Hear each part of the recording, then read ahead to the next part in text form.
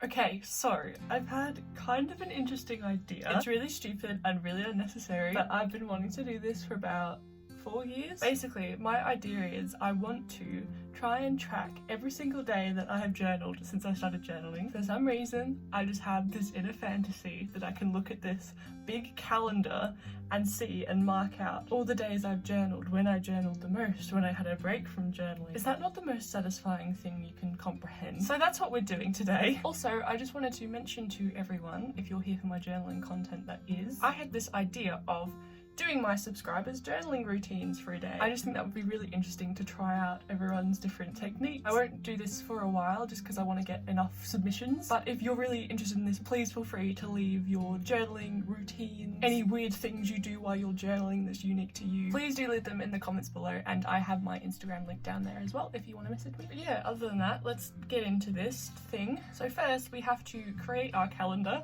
which for me, in my case, dates from October 2016 to now. May, I think your Virgo is showing.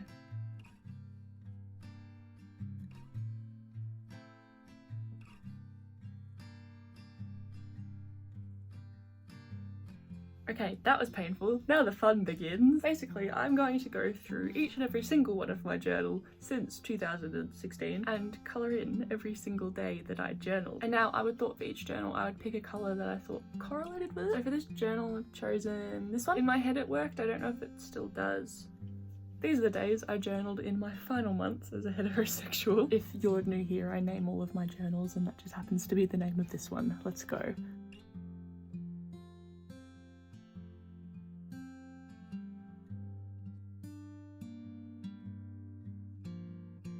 And thus concludes my final month as a heterosexual. It took me 6 months. I've excelled a lot in my journaling, and right now if I was really in a journaling mood this would take me a month, so that's really interesting to see. So yeah, as you can see from the map, I'm a very all or nothing person. I discovered Overall Adventures and I was like, that's it, I'm journaling every single day for the rest of my life.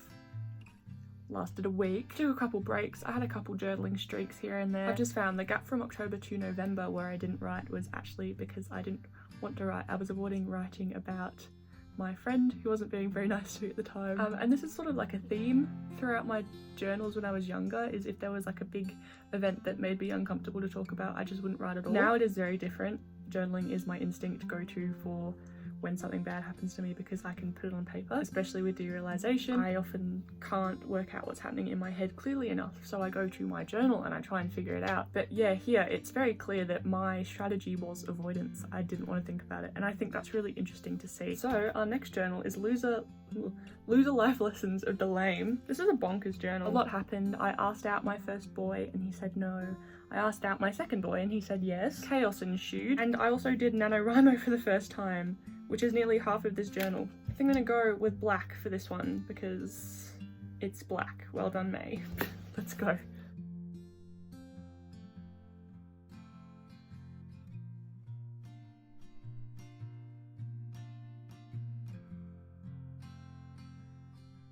And there you have it, that's Loser Life Lessons the Lame. I didn't realise this is a whole year of my life bar 1 month. That's really gross. I didn't know that. The main reason I wanted to do this is because my perception of time has been very warped, but I think I needed to map out how long things were because I forgot. I just skimmed over some of the entries as I was marking them down. It turns out I was starting to date this boyfriend at the same time I was having lots of issues in my friend group. I was turning 14, it was all a bit exciting. I didn't realise they all happened at the same time, and as you can see it's just there's barely any journaling. I'm surprised I still kept coming back to it. Like I said, I did my NaNoWriMo in the January because I flunked in the November. But yeah, it's just weird seeing how little I wrote and therefore how little I was processing of my life. Journaling for me is a way to document and figure out, and so it's very clear that here I wasn't documenting it, I wasn't figuring it out. When I skimmed the entries, most of them were just like, why isn't my brain working? Why aren't I absorbing what's around me? It was the first time I was sort of realising that something wasn't going right in my mind. And thus brings this marvelous and upcycled food tech book. I think this is where I really started to delve into writing, and by doing it in such a crappy book I was able to just write. I didn't care about presentation, I didn't care about neatness, I just needed to get down on paper what was in my head. I'm gonna be using a dark blue for this one.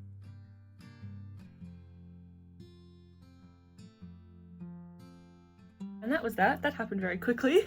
I wrote so much just on singular days. It was a lot of short stories, perhaps being used as a form of escapism there for a bit, May. Well done. Writing down text message conversations with my ex-boyfriend, writing down friend troubles. Yeah, just making up lots of stories and burying myself in different projects and videos. And yeah, I wrote a lot of songs in this time as well that I fully intend to sing, but because they were from this time, I'm still a bit like, I don't really want them to become part of my branding or whatever, because they are from a not fun time.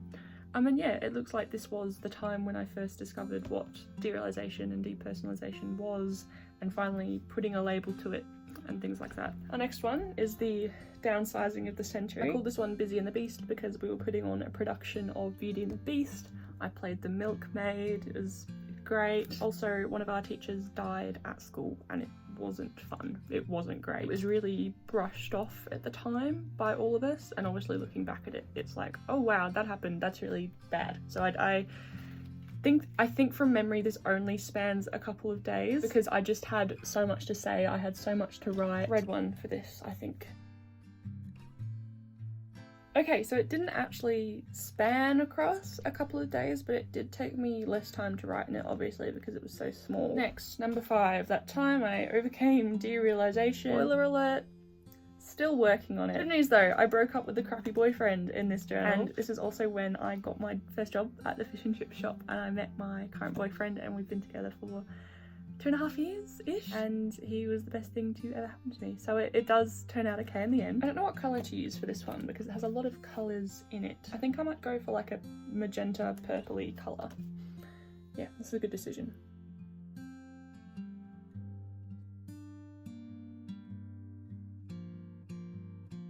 Well, that was sufficiently unpleasant, thanks very much. Yeah. It doesn't look like I wrote a lot in a compact amount of time, but on the days that I did write, I wrote because I just needed to get things out. I think just it's like this, like the build-up of frustration of being in that relationship and then just the slide down. I have a lot of project planning in here. I was doing a lot for my friend group at the time. I was making videos, planning different projects that we were all really excited about, and because I'm the Virgo in the group, I had to be in charge and get everything done correctly. Oh, okay. I don't know what colour to use for this. Okay, I'm gonna go blue. Yeah, so we're getting a bit more dense with our journaling now, more compact. This is how I thought that every single month would look like since I started journaling, but that's not been the case, and I think that's really interesting. Okay, this one, I don't even know what you're called. How to Play Chess with a Dragon. It's upside down. You know what, it's a really nice journal. I really like it, but at the time I just got really sick of being cramped inside it. I wrote so tiny. What colour to use? This is every colour in existence. I think I might do a bit of this. You see what I mean? It kind of ties it all together. Again, I'm surprised at how many days I actually wrote in this journal. Next we have But the Tigers Come at Night, which is number 8.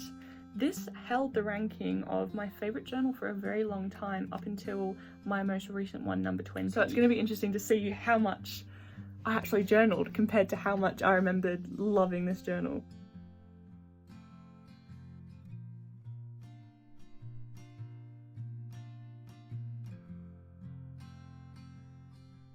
And there we have it. There goes number 8. Number 9.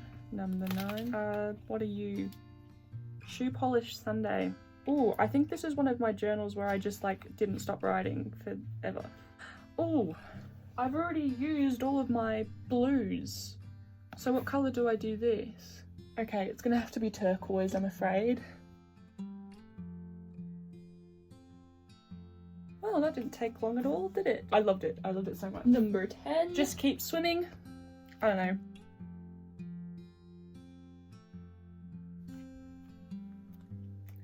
She's on her way. Just for context, I started this journal and I didn't like it, and so I just used the rest of the space for shoving in birthday cards. Yeah, let's go team. What colour? Maybe grey. I think grey is a good call.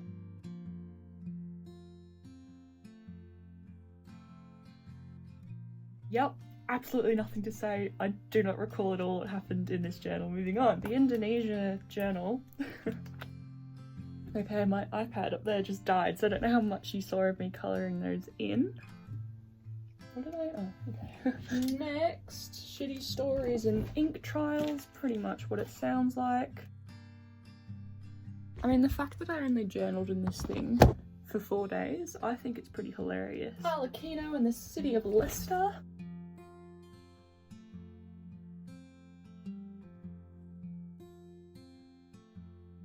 The Therapy Chronicles. Yippee!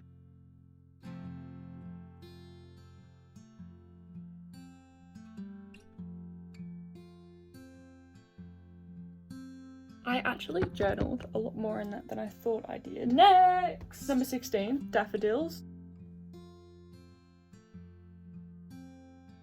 I didn't realise that I had this journal for 5 months. In my mind, it was like 2 weeks. Next, another brilliant journal. I love it, but I just like, every time I hold it, I can't get over the squeakiness of it. Yep. This was really interesting to look back on. I think it was when I actually started chilling out. God forbid. So this one I called Let's Remember.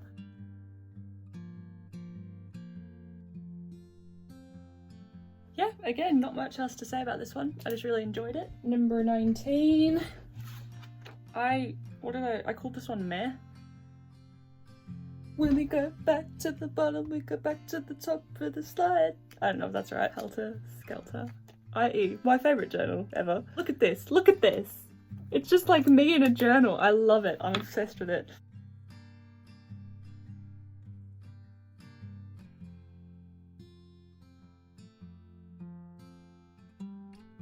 I'm nearly halfway through this journal right now. I'm about to expose myself because I don't think I've journaled for a while. I can't actually remember.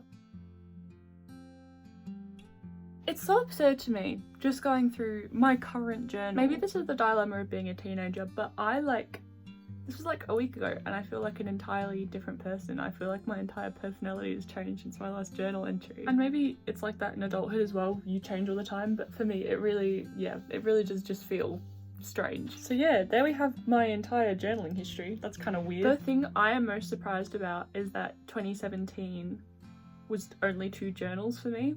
Like that Loser Life Lessons of the Lame journal was a whole year of my journaling. That baffles me. I did not know that. It looks like 2019 was the year that I got through the most journals. But it also looks like 2021 is going to be the year where I write the most so far, kind of. Yeah, I thoroughly enjoyed this. I don't know if you did. I've been wanting to do this for ages. Also, again, if you guys want to submit your journaling routines or any weird journaling quirks you have either in the comments or through my Instagram, I'd really appreciate that. Other than that, I've got some more journaling content planned. I've got some more personal life content planned. So if you would like to stick around for any of that, please consider subscribing. But other than that, I think that's it. Anyway, thank you guys so much for watching. I really appreciate it. I am making the commitment to read an educational article every time I upload a video. So if you'd like to join me in that endeavour, it would be greatly appreciated. So yeah, that's all I have to say. Thank you very much for watching and I'll see you in the next one.